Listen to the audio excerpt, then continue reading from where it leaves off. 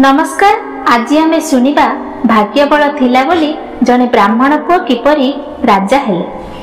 कोशल बोली गोटे राज्य थिला। सेही राज्य रे श्रीधर बोली जने ब्राह्मण बाहर प्रदेश आसी बसवास करुथिला। तार पद्मनाभ बोली गोटे पुओ थिला। सेही पुओटी संस्कृत विद्या रे बेस धुरंधर। अधिक ज्ञान आहरण करिबा पई से काशी रे जाई पढुथिला।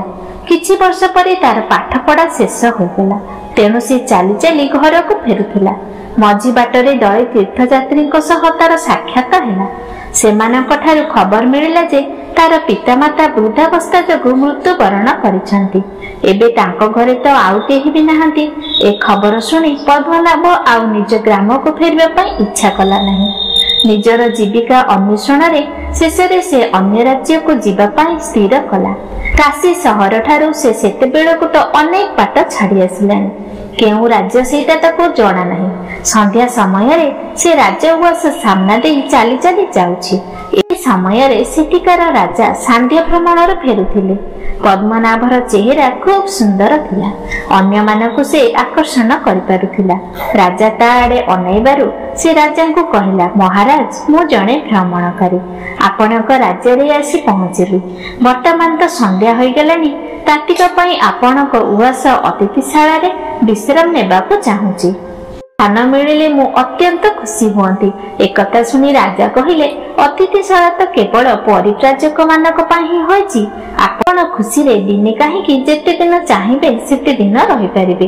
राजांक निर्देश रे पद्मनाभ को अतिथिशाला रे रखाई दिया गला। तांको खाइबा पई बंदोबस्त करि दिया गला। रानी अतिथि को देखि भारी खुशी हेले। राजा को कहिले, युवक जनक कौनसी छद्मपेशी राजपुत्र। ता चेहरा रू एक कथा जना पड़ुची। राजपुत्र न होइतिले तुम सहित साहस करी कथा होइथांता किपरि। रानी को मन कथा सुनी राजा मन रे हठात कौतूहल हैला। तेणु से मंत्री को डकाई तांको मन कथा कहिले। मंत्री कहिले जे जदि राजपुत्र होइथिबे ताको पचारिले से केबे कहिबे नाही। अतिथिशाला रे दिने दुई दिन अटकाई रखिले मु तार लक्षण देखि जानि लेबी से साधारण युवक ना राजपुत्र। राति रे अतिथिशाला आड़े राजा बुलिबा को गले एवं पद्मनाभ को कहिले, जे मोर अतिथि हुए से गोटिए मात्र रात्रि रही चली जीवा ठीक नुहे। ताको 3-4 दिन रहिबाको पड़े। तेणु तुमे एठारे 3-4 दिन रुह। एणे पद्मनाभ देखिला ताको तो सुजोग मिलुची, छाड़िबो बा काहेकि। तेणु से सम्मति जणाइला। एने मंत्री जने चाकर को निर्देश देले जे अतिथिशाला कबाट पाखरी कान डेरी सुनिबो अतिथि भलरे निदरे जाउछन्ते कि नाही। पद्मनाभ पाई से साधारण बिछଣା पकाई देले। राति रे पद्मनाभ निजर जामा खोलिला बेले को भजा सोला गुड़ाक गଳି पड़िला। एतक से रास्तारू संग्रह करिथिला राति रे खाइबो बोली। सोला बुनी होई पड़िजिबा देखि पद्मनाभ बसी पड़ी से गुड़ी को गोटाइबाकू लागिला। से सोला तक गोटाइबाकू अनेक समय लागिला। से खाली घर भितरे एपाक सेपाक हेउथाय। नुआ जागा बोली ताको आदौ निद आसु नथाय। राति रे बसी रही करिब कोन, से भजा सोलारू गोटिए गोटिए पाटी रे पकाउथाय। भोर होई गेला। कुआ का का करी चारिआडे बुलिले। जेउ चाकरटी कबाट पाखरे कान डेरी बसिथिला से मंत्री को कहिला, अतिथि राति सारा सोई नाहांती। तांकर कथा सुनी मंत्री को मुहरे हस फुटी उठिला।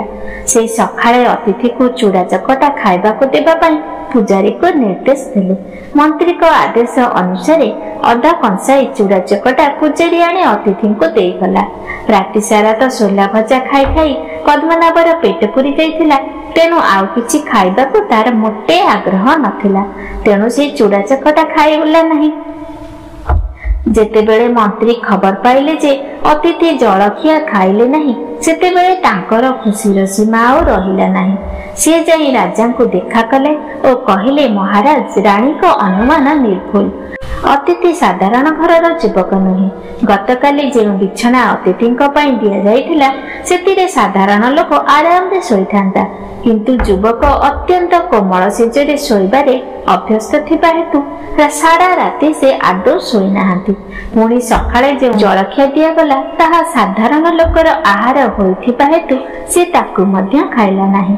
ଏପରି କଥା ଶୁଣି ରାଣୀ କହିଲେ, ମହାରାଜ, ଯୁବକଟି ଖୁବ୍ ଭଲ ସ୍ୱଭାବର ବୋଲି ମୋର ଧାରଣା। ଆମ ଜେମାକୁ ତା ସହିତ ବିବାହ କରାଇଦେଲେ ଖୁବ୍ ଭଲ ହୁଅନ୍ତା। ରାଜା କହିଲେ, କୌଣସି ଲୋକର ପରିଚୟ ନ ଜାଣି କିପରି ତାହା କରାଇଦେବା? ମନ୍ତ୍ରୀ କହିଲେ, ମହାରାଜ, ରାଜପୁତ୍ର କୌଣସି ବ୍ରତ ପାଳନ କରୁଛନ୍ତି ବୋଲି ସେଥିପାଇଁ ସେ ନିଜର ପରିଚୟ ଗୋପନ ରଖୁଛନ୍ତି। ଯଦି ଆମେ ପରିଚୟ ପଚାରିବା ତାହେଲେ ସେ ସେଠାରୁ ପଳାଇ ଯାଇପାରନ୍ତି। ଛଦ୍ମବେଶରେ ବୁଲିବାର ତାଙ୍କର କୌଣସି ବିଶେଷ କାରଣ ଥାଇପାରେ। ସେ ସବୁ କଥା ନ ଉଠାଇ ରାଜଜେମାଙ୍କ ସହିତ ତାଙ୍କର ବାହା କରାଇ ଦେବାଟା ଭଲ ହେବ। ମନ୍ତ୍ରୀଙ୍କ କଥା ପ୍ରତି ରାଜା ସମ୍ମତି ଜଣାଇଲେ। ମନ୍ତ୍ରୀ ଯାଇ ପଦ୍ମନାଭକୁ ବିବାହ ପ୍ରସ୍ତାବ ଦେଲେ, ଆଉ ରାଜଜେମାକୁ ମଧ୍ୟ ଦେଖାଇଦେଲେ। ekଥା ଶୁଣି ସେ ପଦ୍ମନାଭ ହଠାତ୍ ଗମ୍ଭୀର ହୋଇଗଲା। ଫଳରେ ତା ପାଟିରୁ ଆଉ କିଛି କଥା ବି ବାହାରିଲା ନାହିଁ। ତେଣୁ ମନ୍ତ୍ରୀ ମନେ ମନେ ଭାବିଲେ, ରାଜଜେମାକୁ ବିବାହ କରିବାକୁ ଯିଏ କୁଣ୍ଠାବୋଧ କରୁଛି ସେ ନିଶ୍ଚୟ ଗୋଟିଏ ବଡ଼ ରାଜ୍ୟର ରାଜପୁତ୍ର। ତା ନହେଲେ ସେ ନୀରବ ରୁହନ୍ତା କାହିଁକି? ତାପରେ ମନ୍ତ୍ରୀ ଟିକିଏ ନେହୁରା ହେଲା ଭଳି କହିଲେ, ଆମ ଜେମା ଯେପରି ସୁନ୍ଦରୀ ସେପରି ଗୁଣବତୀ ମଧ୍ୟ। ତାଙ୍କୁ ବିବାହ କଲେ ତମେ ନିଶ୍ଚୟ ଖୁସି ହୋଇପାରିବ। ଶେଷରେ ପଦ୍ମନାଭ ରାଜି ହୋଇଗଲା।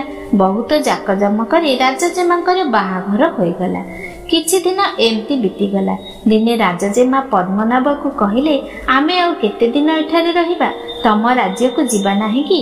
ତମ ରାଜପ୍ରସାଦ କେମିତି, ସେଠାକାର ଲୋକମାନେ କେମିତି, ସେସବୁ ଦେଖିବା ପାଇଁ ମୋର ପ୍ରବଳ ଆଗ୍ରହ ହେଉଛି। ପଦ୍ମନାଭ ନିଜ ସ୍ତ୍ରୀଙ୍କ ଏଭଳି କଥା ଶୁଣି ନୀରବ ରହିଲା। ଦୁଃଖରେ ତାର ହୃଦକମ୍ପ ହେଲା। ରାଜକନ୍ୟାକୁ ନେଇ ସେ କଣ ବା ଦେଖାଇବ? କେଉଁଠି ରହିବ? ସତ କଥାଟା କହିବାକୁ ତାର ଆଦୌ ସାହସ ହେଉନଥାଏ। ତେଣୁ ମନେ ମନେ ସେ ଗୋଟିଏ ବୁଦ୍ଧି ପାଞ୍ଚିଲା। ପଦ୍ମନାଭ ରାଜଜେମାଙ୍କୁ କହିଲା, ଆମେ ତ ନିଶ୍ଚୟ ଆମ ରାଜ୍ୟକୁ ଯିବା, କିନ୍ତୁ ଯିବା ପୂର୍ବରୁ ଆଉ କିଛି ରାଜ୍ୟ ପର୍ଯ୍ୟଟନ କରି କରି ଯିବା। ଏ ସୁଯୋଗ ଆମକୁ ଆଉ ମିଳିବ ନାହିଁ। ରାଜଜେମା କହିଲେ, ହଉ ଠିକ୍ ଅଛି, ଅନ୍ୟ ରାଜ୍ୟ ଭିତରେ ବୁଲି ବୁଲି ଯିବା। ସେମାନେ ରାଜ୍ୟରୁ ବାହାରି ଯାଇ ଅନ୍ୟ ରାଜ୍ୟର ଅତିଥିଶାଳାରେ ରହିଲେ, ପୁଣି ଚାଲିଲେ। ଏମିତି ଯାଉ ଯାଉ ସେମାନେ ଯାଇ କଳିଙ୍ଗ ରାଜ୍ୟରେ ପହଞ୍ଚିଗଲେ।